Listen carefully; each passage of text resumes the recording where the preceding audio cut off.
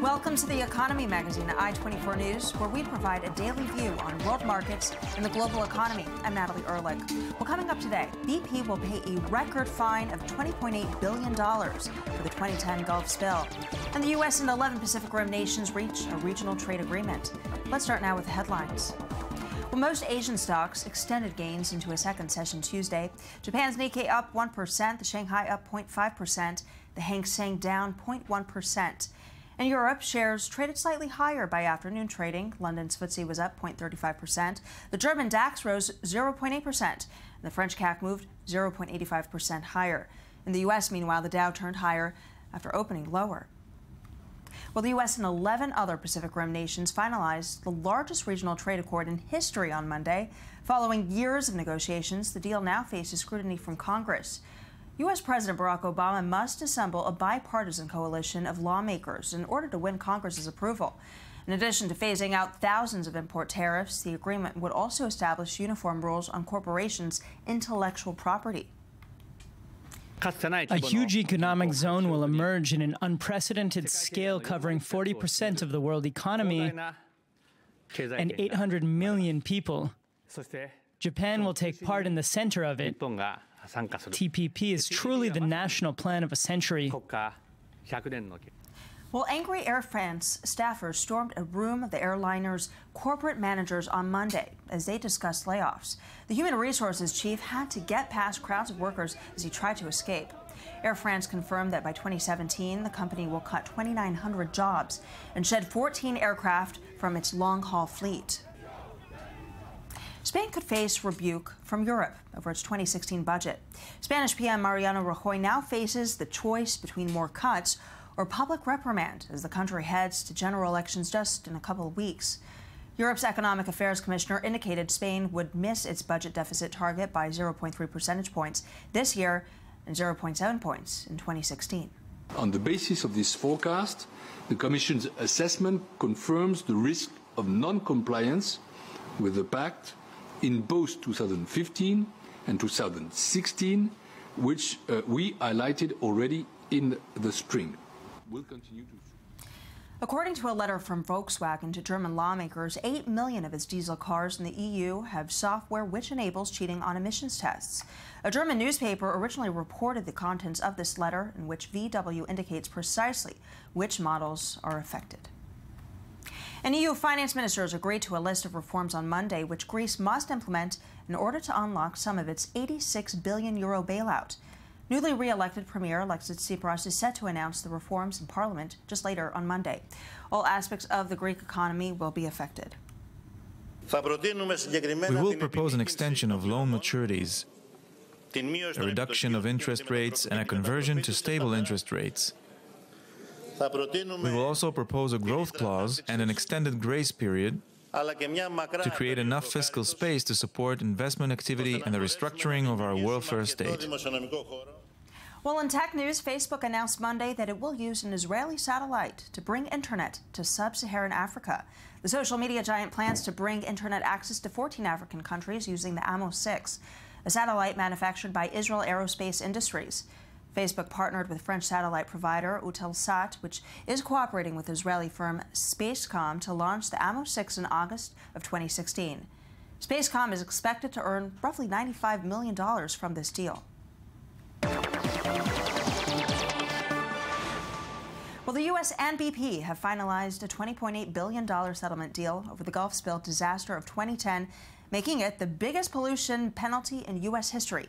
Here's more from Joanna Citrick.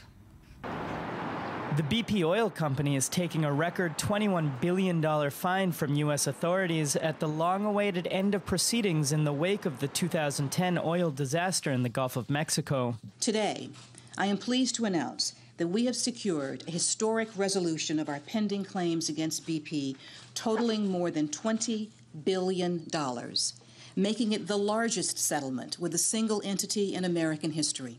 The fine is split up into pieces. including $8 billion that the oil giant will have to pay toward environmental damages, $5.5 billion specifically for the degradation of water, and nearly $6 billion more to the different states and administrative locales affected by the disaster. Taken as a whole, this resolution is both strong and fitting. BP is receiving the punishment it deserves, while also providing critical compensation for the injuries that it caused to the environment and the economy of the Gulf region. The steep penalty should inspire BP and its peers to take every measure necessary to ensure that nothing like this can ever happen again.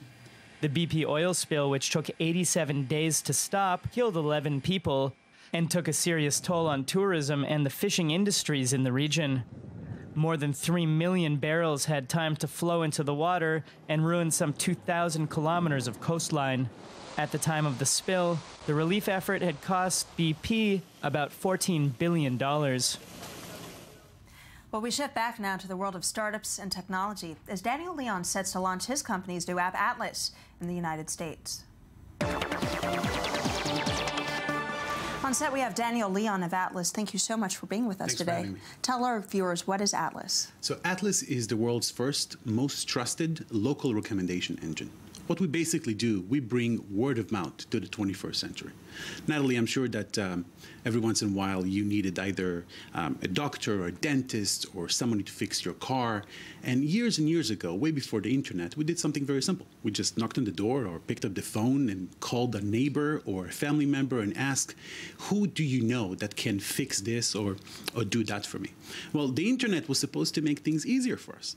In fact, there's so much information out there that it's extremely difficult for us to decipher, how many stars this business got versus this business got, and then make a decision for which business is right for me. What we're basically looking for is a peace of mind, to know that when I bring my car to this mechanic or bring this person to teach me Pilates at home or to spend some time with my daughter to tutor her, I know that I can trust that individual.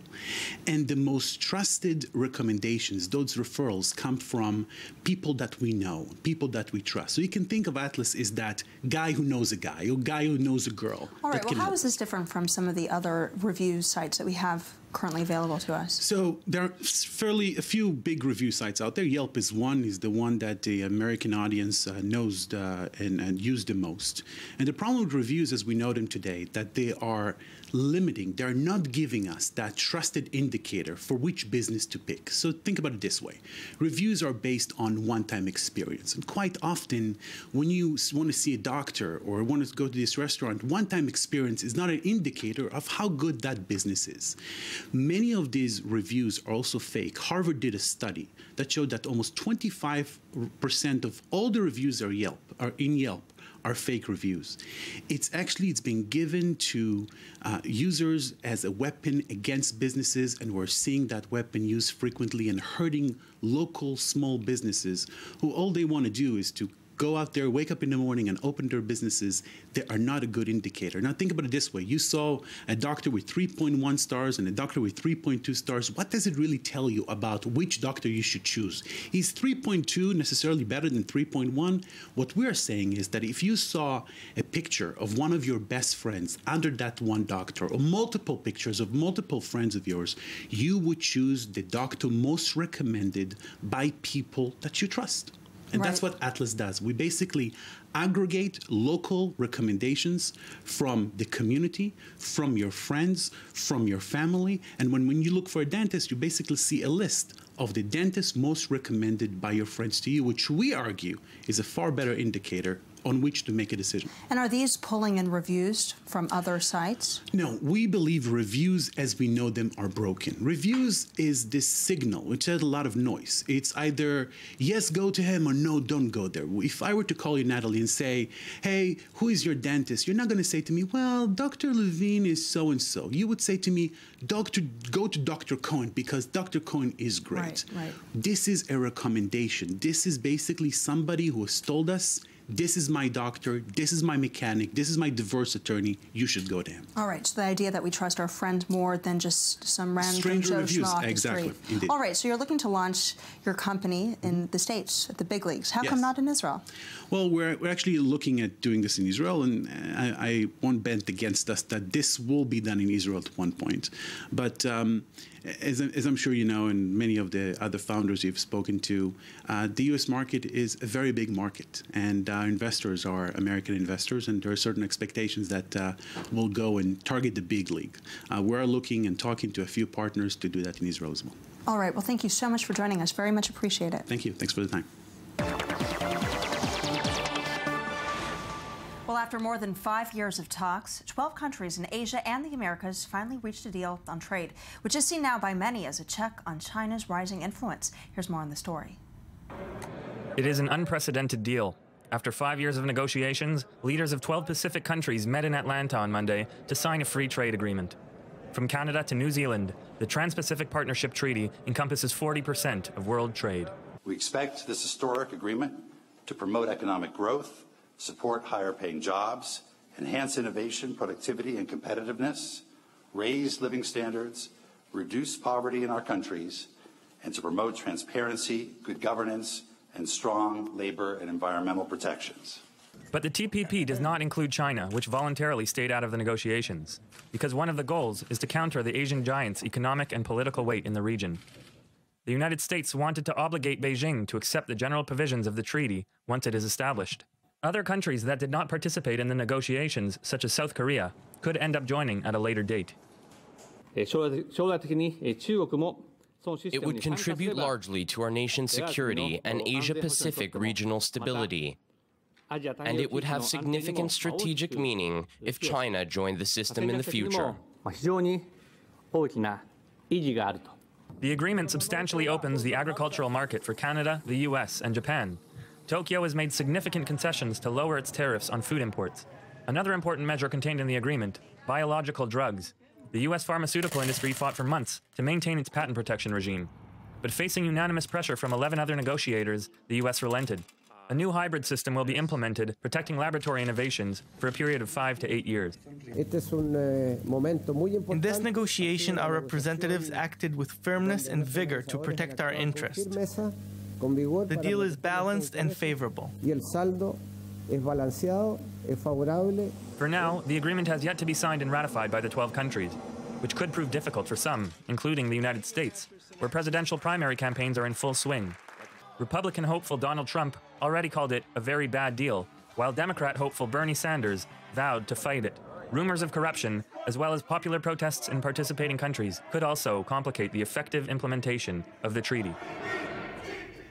For further analysis on the TPP, we are joined on set by Neve Ellis of the Jerusalem Post. Thank you very much for being with us today. Thanks for having me. Experts expect that 18,000 tariffs, at least coming from the U.S., will be removed. Yeah, it's 18,000 tariffs all around. There are 12 countries, and they're all going to be dropping these tariffs. And this is a very big deal, right? These are things that were put in place over the course of decades, right, to protect local industries, to sort of, in little miniature trade wars. So bringing down these tariffs is a big deal. Now, some of these aren't necessarily the main part, because it's that intellectual property, the environmental stuff, the labor standards, which is really more innovative here. But bringing down those tariffs is a big deal, and the U.S. alone is estimated to get some sort of an economic boost to the tune of $77 billion in a decade from this deal. So it's definitely expected to encourage trade and economic growth. And yet there still is opposition to this deal in Congress. What are the chances that it will get approval? Well, as the clip before said, this is a presidential primary season right now. It's an election next year. So it is getting criticism from both the right and the left. It's going to be difficult to pass this. Even getting approval for the sort of fast-track authority, which is what's in place right now, which gives Congress the up or down as opposed to the chance to go in and try to amend it. That was very difficult to pass over the summer, but it did finally pass. I think a big question is going to be, how does Hillary Clinton deal with it? She's sort of the more moderate centrist on the Democratic side and still the favorite. So, she was instrumental in setting up the TPP as a sort of pivot towards Asia. before all of the details were negotiated. The question is now, is she going to swing to the left and sort of add to the popular idea that this is something that's bad for the United States, or is she going to stake a claim and say, you know what, it's not perfect because no trade deal is, but all in all, this is going to make us better. So she's a good one to watch for this. Indeed. Well, a notable aspect of this deal is that China's left out. Yes. What do you make of that here? So absolutely. This is one of the purposes, like I mentioned, when the United States said, you know, we're going to start focusing more on our relationship with Asia. One of the reasons was that it wanted to balance with China. And, you know, Barack Obama has been saying over and over, we are getting to set the rules here, right? This trade platform is letting us decide the way that we want to conduct our trade, how we want to do our environmental policy with trade partners, our labor policy with trade partners. And if we can get that up off the ground, China's going to probably want to join this at some point. They've already expressed interest. It would be a long path of reforms for them to do that, but they would be joining onto the platform that the United States and these 11 other countries have set up together. So that really is an attempt of the U.S. to sort of balance China's power economically. Indeed, here, so like a check. Well, thank you very much for joining us. Very much appreciate it. That wraps up our show today. Stay tuned every day here from the Jaffa Port in Tel Aviv for all your global business coverage. I'm Natalie Ehrlich. Thank you so much for watching.